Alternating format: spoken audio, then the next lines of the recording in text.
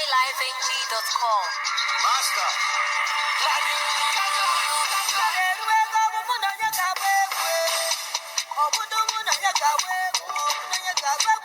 N'ụbọchị nke tata mụ na Maazi Paschal Ohanya ga-agba egwu nke tata.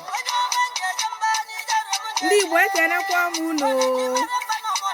Nsụka sadidejeno, Nsụka dejelekeno. Ọja ndị Igbo awụchie na Nsụka tata maka na tata bụ oke ụbọchị.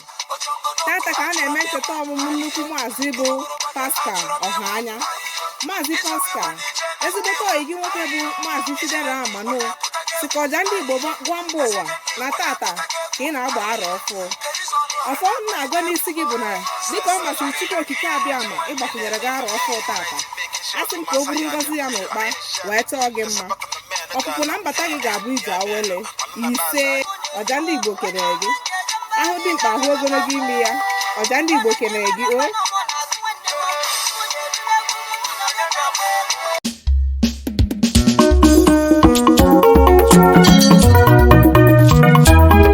Gagagide